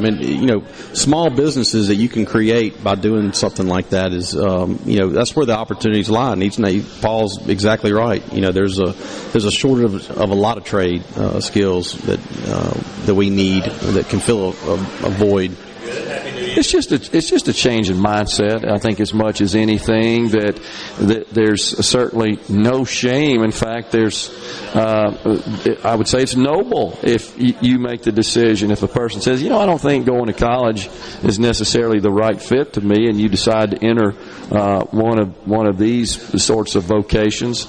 Heck, we need that. And guess what? You can make pretty dang good money. Really good money. Doing that. Really good money. I mean, and not be in debt going to college. No, absolutely not. And look, your friends are still in their third, fourth year of college, and you could be out making $60,000, $70,000, $80,000 a year by then, 3 years into it. And, yeah, I mean, look, it's about opportunity. It's about having the skills that, you know, what we're trying to do is prepare people to go into the workforce, to be successful, to have everything in front of them, the tools, everything should be there for them to go and be successful. Yeah. It's just going to take, on behalf of the student, of the young man or young woman, the initiative to go and do it and seize the opportunity. High demand, of course, for the STEM disciplines, science, technology, engineering, and we're starting to see more high schools, even at the K through 12 level, starting to implement programs focused on that. Coding, right. There's all kind of stuff that's being put out there that wasn't available when I was in high school. Yeah, and these folks are getting trained up so that they are ready to hit the workforce and be productive day one, which is what employers want. Yeah, they need to fill these jobs, and they need to fill them with people who can produce and do the work. Right off the bat. So I'm glad to see so many of our schools taking that initiative. I just talked to Ryan Miller about the Communiversity at East Mississippi Community College, which is, I got to tell you, Senator, we ought to be doing that across the state. Yeah, I think we're going to find through the efforts of what Ron and his group at Accelerate are doing. I think there's going to create a lot of opportunities to change some things up. I mean, you know, the goalpost in education should always be moving. We should never just set a goal and reach it and think we've done it. We've done our job. When I got elected, I think our graduation rate was somewhere in the mid to low 70%, and now we're above the national average. We'd like to get to the national average. Well, we've exceeded that, and we're going to continue to strive to do better and better by these kids. But I think that's what I'm excited about with Ron and his group at Accelerate. I think they're going to be bringing forward some ideas and some opportunities that will change the way we deliver education, just like everything in our society is changing. The way we deliver products. I mean, when I was in high school, I never would have thought that you would rent your car or your house out to some stranger on the computer. There's just things that have evolved that are opening doors that we never really thought were possible or thought that would be the way that we would go about living our day-to-day in our day-to-day world. But I think there are going to be some opportunities that'll be provided for by Ron and some others, and I think it's going to be exciting. It's going to help, and I think it's going to prepare our students and our businesses to succeed. That's, there's a benefit to what he's doing, and that's for our businesses to grow and flourish, and that's what we want here. Well, it's a great point, because the private sector, clearly, as you just indicated, it's very dynamic and always evolving and always innovating. Well, the education world has to correspond with that. They got to match that. They got to be dynamic. They got to pivot. They got to change. They got to adjust as well. So, all right. So you guys have been in session now. This would be day 3. Day three already here and underway. We got about a minute left in this segment. Can you stay for another segment? Sure. Okay. We'll talk further about that. But we got, I know, a long slate of initiatives and priorities that you guys are going to be addressing, and we will discuss that on the other side of the break. You're perched up on Main and Broadway here. I know. It's unbelievable, isn't it? It's all day. We've got Senator Josh Harkins, the senator from Rankin County. He chairs the Senate Finance Committee. We're stepping aside for a break on middays. We're at the Mississippi Trade Mart for the MEC Capital Day. Stay with us.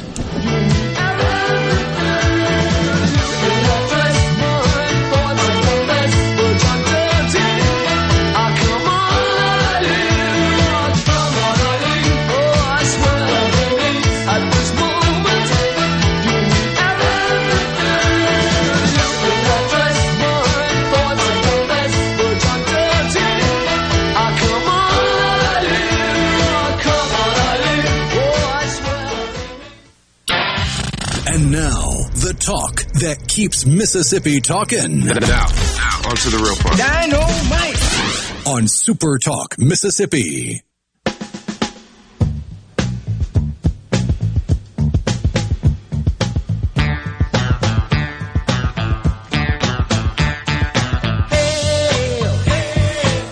Welcome back, everyone. Midday, SuperTalk Mississippi.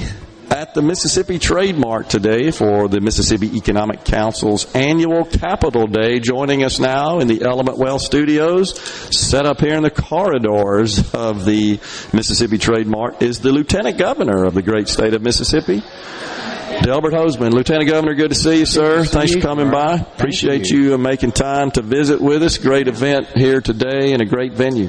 Yeah, they have all the business leaders in town, and I remember when Sidney Hyde-Smith was pushing to get this done, and it turned out really, really nice. It's very nice for everybody, I think, here. If you desperately haven't been needed. here, come on. Yeah, if you haven't been here, come on.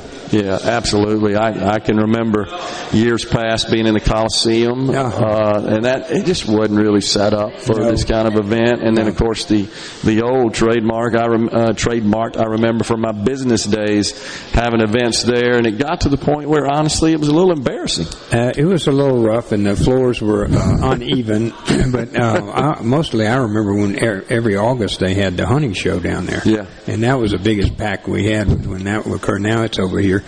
But no, they've torn that down, and the state has actually acquired the property between here and the interstate, and so we're expanding. Where it would be more helpful to agriculture and really a front door to the city. So there's a lot of planning going on for that, and it's just going to be very special. This is probably the jewel of it right here. And I believe I heard a report anecdotally that. Commissioner Gibson said this thing sold out for like a year. I know. I mean, it's really good. So we need to raise the rent, man. I don't know. I'm for that. If demand is exceeding supply, you ought to be able to go up on the rent. You're in the private sector. You know how that goes. That's how it works. That's how it works. Till they say no. That's absolutely. And until nobody calls, and that's when you hit the strike. I like it. All right, third day in session.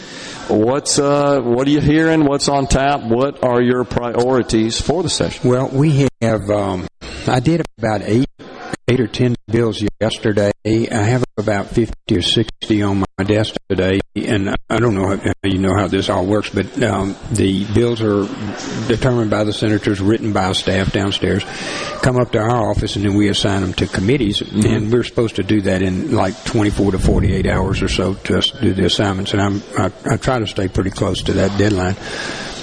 We got a lot of bills will be in by January the 11th. That's the first filing deadline, and then we'll go on from there. Then the committee reports are due. Then we got to report to the House. So it's funny how it just on its own it carries its own momentum through here. You'll see bills on. As you know, our individual income tax was greater than the amount we budgeted, and so I want to give the money back to the people who sent it to me. So we're looking at a big tax rebate, about $270 million this year. I've been, real concerned about rural hospitals. I was in Greenwood a couple of weeks ago and went through their hospital and looking at what we can do. And I've been meeting with the powers that be that have money here in Mississippi in healthcare. And I think we'll have some at least some temporary solutions for that. Long term, it's much harder. So you'll see some stuff on that. You'll see us doing some mandatory sentencing, Gerard. I've been looking at the court.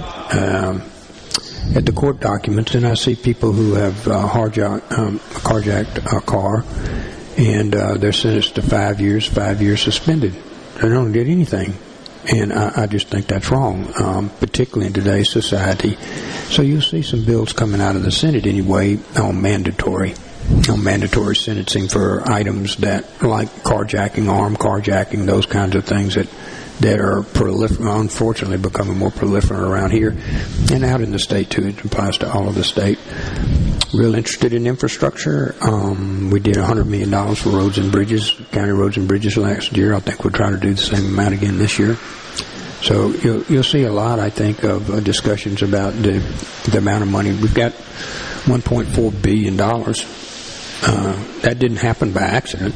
We cut the budget 2 years ago. We have shrunk the size of government by 3,000 employees since you hired me. And we paid off, after this year, we'll have paid off $600 million in debt. Didn't borrow last year. We didn't borrow any money. We're not going to borrow any money this year. Yeah, so we're good. It's certainly the balance sheet of the state maybe the best it's been. And absolutely. You'd have to acknowledge, though, to some extent, that was some one-time money that we received. That's correct. From the federal government, of course. But the state's economy is still fairly stable. We're not really seeing any instability in the economy. economy. And I would say, Lieutenant Governor, that to a great extent, I always felt like this even when I was in business, it's because of the diversity of our economy. We don't rely too terribly much on one single industry, and those industries that exist in our state aren't too sensitive to macroeconomic situations. That's correct. I mean, we have a big agricultural product here, and those commodities are relatively stable, and they move around a lot, but they're relatively stable in usage. So we have good agriculture. Our Ingalls on the coast has ships under contract for years in advance. So you see around the state, our automobile manufacturers are they're full throttle right now.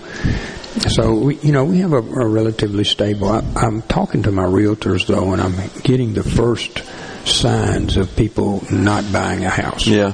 And that's kind of the tentacles out here. You start. Are you still selling as many houses? Well, when it went to 6 or 7% or whatever that it is right now, people start looking at their whole card to see if they had enough money on their monthly to pay that. So I think we're seeing a slowdown here. I think we're in a recession. I think we'll be in a longer one. I don't see us getting out of it this year. But thank goodness we don't have the lows like everybody else, and we don't have I guess maybe the highs sometimes. That's right. Put this in perspective, Gerard. California's got a $25 billion deficit. Yeah, so we have $2 billion in the bank. So where do you think? In what, $100 billion annual budget, I think they got about 25% deficit. And a couple of years ago, they had a big surplus, but they spent it all. Our budget is $6 billion, and we got a $2 billion surplus, and so we really are seeing this state under the leadership that we've got here run like a business, just like you used to do your business, and it's just proven fruitful, man. You're seeing the fruits of a lot of hard work. We cut the budget 2 years ago. We shrunk the size of government. We paid down debt. So we're ready for a recession. And if it doesn't occur, then we're really going to look good. Yeah. So I got to ask you about a matter that didn't get across the finish line last year, and that was the citizen ballot initiative process. We had a bill in the House that passed the House, a bill in the Senate passed the Senate. Main distinctions, of course, were the number of signatures required to qualify a measure. The Senate wanted a higher threshold on that.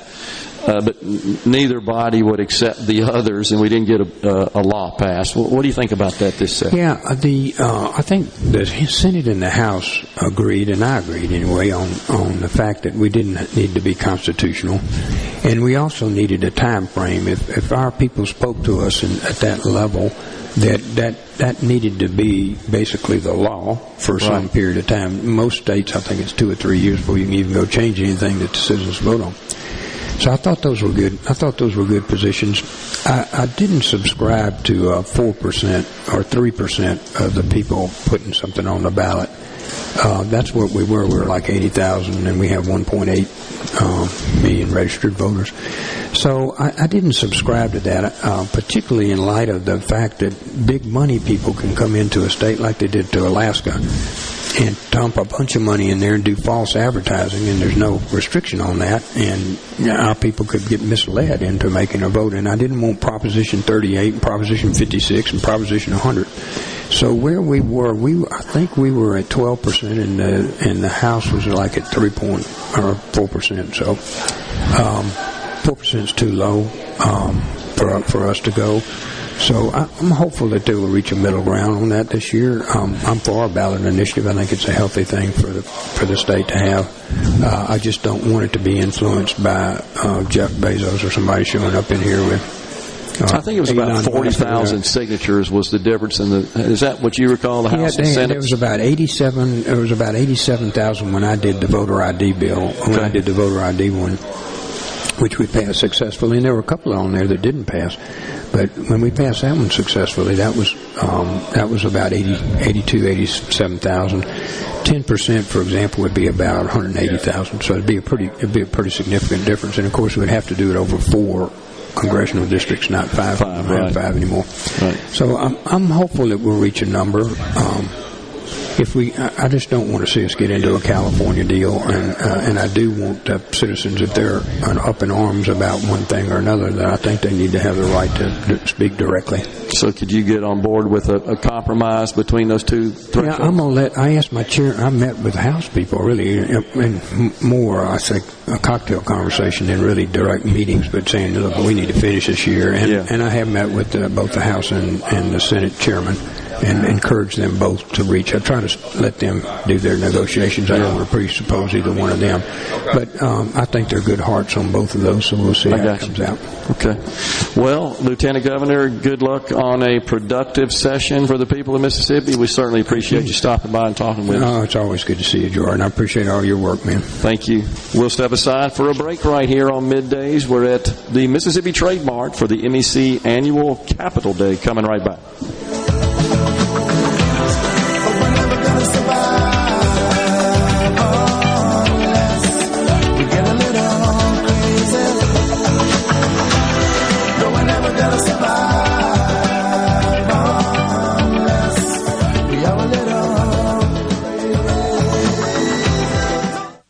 Middays with Gerard Gibert. It is on SuperTalk, Mississippi.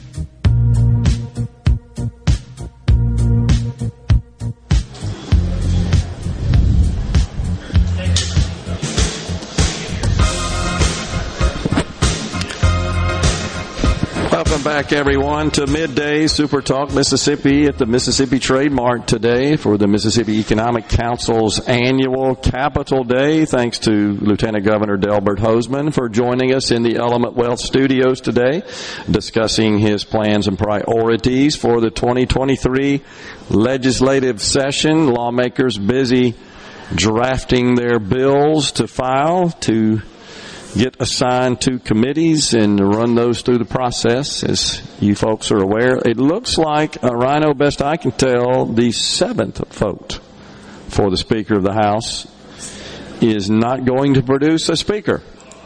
That's what it looks like. We will move to the 8th ballot. We're coming up on that 9 that were required in 1923 to seat a Speaker, right? And we're coming. That's probably going to happen today. We might not exceed it, because I don't know if they'll stick around for more than 3 votes today. It's simply saying that because the prior 2 days, only 3 were taken, and then they voted to adjourn for the day. So at this point, looks like we're headed to an 8th ballot, as Kevin McCarthy comes up short of the required 218 votes once again. What's going to break the logjam here? I don't know that there is anything. They continue to negotiate, it is being reported, and Kevin McCarthy has continued to acquiesce. And I just wonder if they keep moving the goalposts. I know that's kind of hard to believe such would happen, but I'm not sure they've put it all on the table. This is absolutely what we got to have in total. Not just, let's start with this and see if he gives on that, and then we'll come back and we'll request more. I'm honestly not sure. And the fact that Donald Trump made it clear his recommendation to Republicans in the House to get behind Kevin McCarthy. Obviously, this group that continues to vote against him are defying of that request, many of whom are staunch Trump supporters. What kind of stroke does that say the former president has? Well, Matt Gaetz did use his vote to vote for Donald John Trump as Speaker of the House. He did? He did. Oh, I'm looking at it now. He sure did. Oh, no sucking up going on there, is there? Well, I mean, if Matt Gaetz really is the kingmaker and he's the one holding all the cards, why doesn't somebody just nominate him?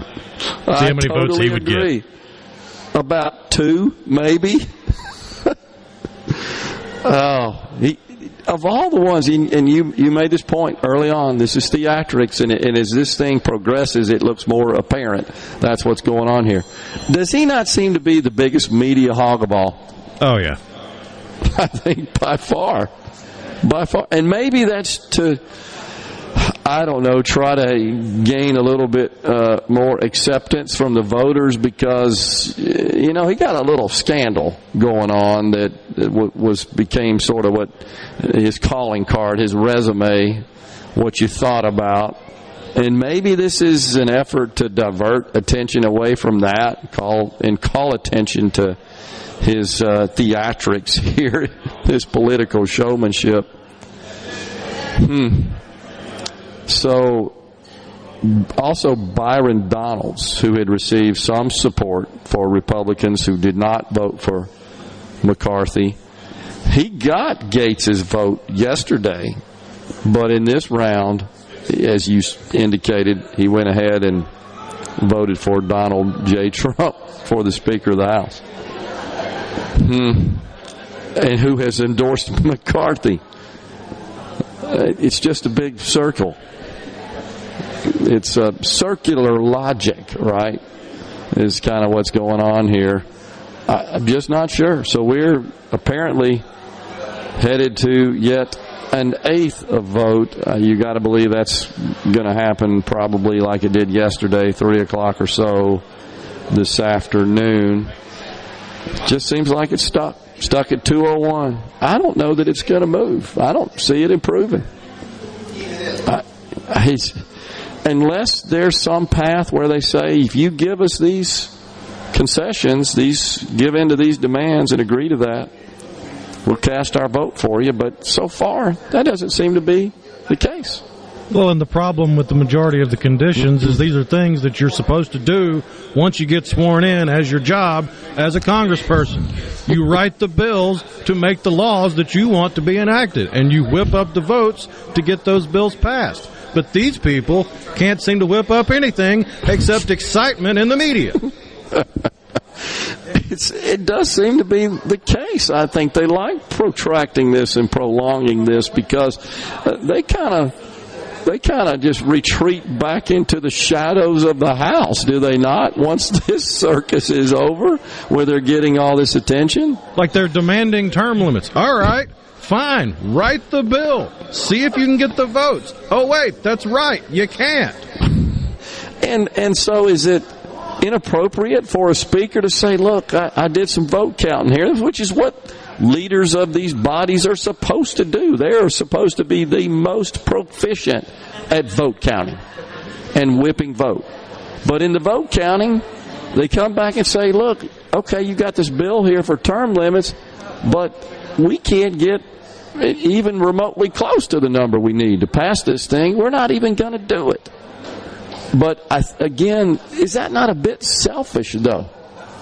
That doesn't mean that if the votes were there, I got to believe that the speaker would say, yeah, get the bill done. We got the votes. Put it on the floor. We'll vote for it. We'll pass it. But in this particular case, the only reason to insist on it that I can think of is you want to go on the record of voting for it so that you can use that in the next election cycle. Bingo. Look at me. I voted for term limits. And this is the problem we've discussed where all the votes, all the actions, all the speeches, all the words are all geared towards the next election cycle. As opposed to what really is practical, what's doable. And that doesn't seem to ever enter the equation. Mike in Simpson County on the C Spire text line says, somebody nominate Newt Gingrich so we can straighten these crybabies out. Mo says they should do 3 votes a day, 7 days a week for a year if it takes that. Think of it. No legislation for any discretionary spending. Sooner or later, someone has to give. Yeah, of course, remember, Mose, that the omnibus bill, which just got enacted over the holiday break, does fund the government through fiscal year 2023, which ends September 30th of this year. But you're right. That means shutting down the government if we don't have a speaker because we can't fund it. Maybe that's the direction we need to take. In my view, however, that would backfire on Republicans. Seems to always be the case. And in fact, I'm concerned that the circus that's playing out right now is going to have a significant negative impact on the Republican Party in the 2024 cycle. The Democrats are absolutely licking their chops. People aren't fit for governing. That's what you're going to hear all over the place. So, going to be crazy, no doubt about it. 3 votes a day. Gary in the Berg, what do you got here? What's that? Oh, the MDEQ director, NAACP, failed to allege a single fact to support state discriminated against Jackson. Of course that's the case. That's no surprise. It's nuts as it is, no doubt about it. We shouldn't be surprised at this. Looks like this is news that just broke. But yet, the mayor of Jackson insisted the water problems were all based on racism. Ben from Madison says, not the answer I wanted to hear, but I really appreciate you asking the question. And that was concerning the ballot, citizen-initiated ballot measure process. I'm still a bit confused, and here's why, on the number of signatures. When I look at the present discussion of this on the Secretary of State's site, it says that 106,190 signatures must be gathered in order to qualify a measure for the ballot. That's what it says, but yet when I look at the actual statute, I was right. It is 12% of the votes in the most recent gubernatorial election, but the lieutenant governor was also right in that in 2019 there were less than 900,000 votes cast for governor, and 12% of that would put it at about 85 to 90,000 votes. Signatures, which is different than what the Secretary of State's website says. So I'm confused about that. I'm going to try to dig into it and see why there's a conflict and a contradiction in information. Taking a break right here on Middays. When we return, I think we've got Scott Waller, or we've got Martin Williams from the Mississippi Economic Council. Stay with us. Comes from some other beginning's end.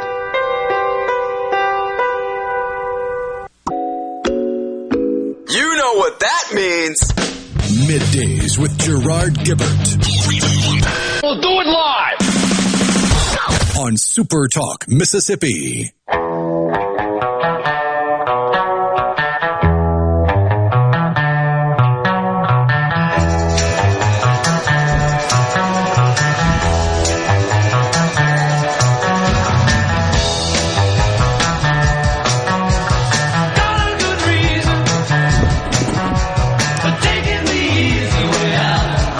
Welcome back, everyone, to Midday Super Talk Mississippi, live from the Mississippi Trade Mart today. We're here for the Mississippi Economic Council's annual Capital Day. Joining us now, Scott Waller, President and CEO of the Mississippi Economic Council. Scott, another great event, another great day, in a fantastic venue. I'm so glad that we got this location to do this deal, isn't it? It really is. And I think the thing about it is it's a beautiful facility. It works out great for us to be able to have both our morning session and the reception here, and it truly has been a big advantage to have the Trade Mart as part of our, portfolio of places to do things these days. It's a tremendous venue.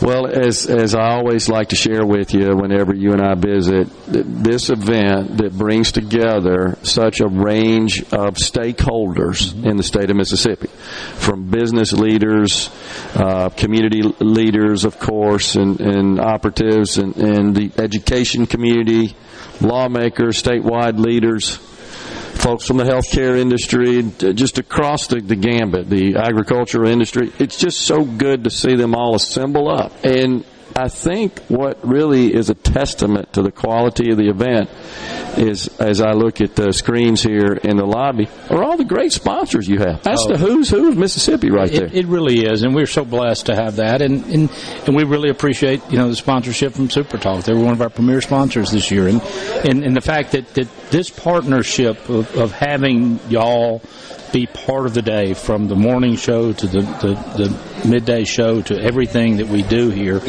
it just kind of gives us an opportunity to show your audience and your listeners what can be done when you come together. And I think in the morning session, we talked about a lot of things that we're working on from a legislative standpoint. We heard from legislative leaders at the Capitol on kind of what their priorities are. And it just helps us understand what we need to be focused on to move our state forward, which is really where we're trying to put our attention. Yeah, no doubt about it. And was talking to the Lieutenant Governor a couple of segments ago, and we were just discussing that we're blessed in Mississippi with a fairly diverse economy. We're not too terribly reliant on any one particular industry. The agriculture, I think, still ranks as the top industry in the state. But the good news is it's not too sensitive to major economic changes and changes in the macro economy. So kind of start with that as our underlying base. And then if you just kind of go up from there, we've got just a great diverse economy. Well, without question. And I think that's one of the things that makes MEC special, is that we are the state chamber, so we are a broad base of businesses. And as you said, if you look in the main hall where we held our morning session and see all of the sponsors that we have, it tells you that every sector of the economy is taking part, and equally important is every sector of the economy matters. And I think that's where it really helps us. It's our association partners are so vital. Yeah. Working with the manufacturers, working with Farm Bureau and all those other groups, they're so vital in us focusing on the broad issues that we need to look at. But when you have all of the different businesses saying, yes, we need to be addressing roads and bridges, we need to be addressing workforce, we need to be thinking about what is healthcare going to look like over the next few years, because that's something that we've talked about over the last day and a half. And it's all of those things that matter. And having the input from so many different sectors. A great voice and a liaison, a conduit, if you will, conduit for the needs of the business community directly to the folks in charge of policy making in the state. Because honestly, the folks running these businesses, they ain't got time to come up here and meet with all these folks. They're trying to run their business. They don't need to. They really don't, and that's kind of it's interesting when you think about it, and you understand this from being a business person that you were, and being a member of MEC when you were, is that's our job. Yeah. You have us there as that frontline organization that we are working at it from a very broad-based perspective. Now, there's a lot of times that there's individual things that companies need to work on, and there are times that we can help, and there's times we have to basically kind of work through that issue. But at the end of the day, it's all about having a focus on the broad-based issues that are going to change our state in a very positive way. Well, Scott, thanks for coming on, and congratulations again on a fantastic event and for all the good work the folks at the Mississippi Economic Council do on behalf of the business community.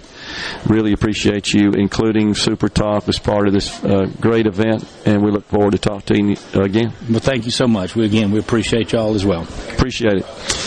That's Scott Waller, President and CEO of the Mississippi Economic Council. That wraps up the show here today from the Mississippi Trade Mart for the Mississippi Economic Council's annual Capital Day. We thank you so much for joining us today. Back in the Element Well Studios at SuperTalk headquarters tomorrow. Until then, stay safe and God bless everyone.